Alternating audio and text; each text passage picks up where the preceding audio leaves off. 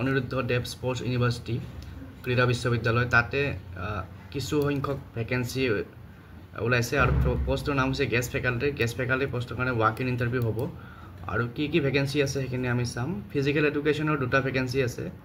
আৰু interview date হৈছে 14 July 11 AM 14 July 11টা বজাত হ'ব সকলো গোটেইটা পোষ্টৰ আৰু ইয়াতে ইণ্টাৰভিউৰ লোকেশ্যনটো হৈছে 2nd floor DICC building near district library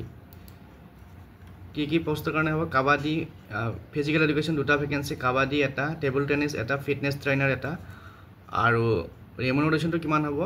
ইয়াত আছে 1500 per lecture including all academic activities as per university requirement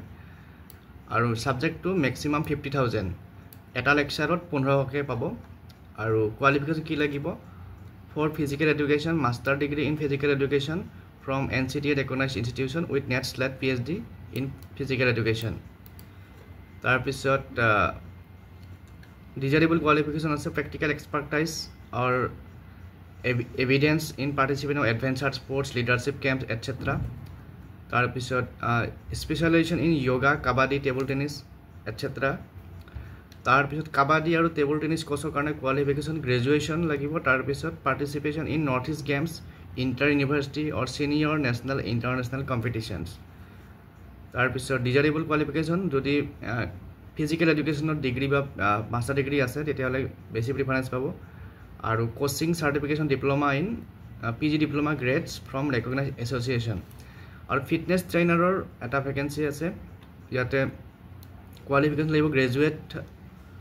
from recognise university with certification in fitness strength and conditioning aerobics তাৰপিছত desirable graduation or post graduation in physical education আৰু যিসকলে interested এটা format দিয়া আছে সেই ফৰ্মেটটো ইয়াতে আপোনালোকে তলফালে পাব এই ফৰ্মেটটো ফিল আপ কৰি পেলাই যিসকলে ইণ্টাৰেষ্টেড তেওঁলোকে সেই যিটো এড্ৰেছ দিয়া আছে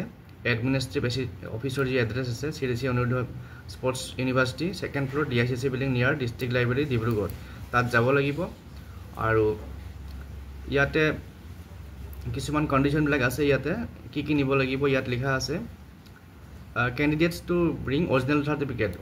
নিব লাগিব আৰু তাৰ লগত ফটোষ্টেট কপিৰ এটা সেট নিব লাগিব যিসকলে ইণ্টাৰেষ্টেড অহা 14 জুলাই 11টা বজাত ৱাক ইন ইণ্টাৰভিউত যাব পাৰিব আৰু এজ লিমিটটো হৈছে মিনিমাম এজ 25 ইয়াৰ্ছ 25 ইয়াৰ্ছতকৈ তলত হ'লে নোৱাৰিব যাবলৈ ইণ্টাৰভিউত দিব নোৱাৰিব গতিকে আজিৰ ভিডিঅ'ত এই এডভাৰটাইজমেণ্টটো শ্বেয়াৰ কৰিলোঁ এনেকুৱা ধৰণৰ বিভিন্ন এডভাৰটাইজমেণ্ট যদি ওলাই মই শ্বেয়াৰ কৰিম আজিলৈ এৰিছোঁ পুনৰ লগ পাম নেক্সট ভিডিঅ'ত থেংক ইউ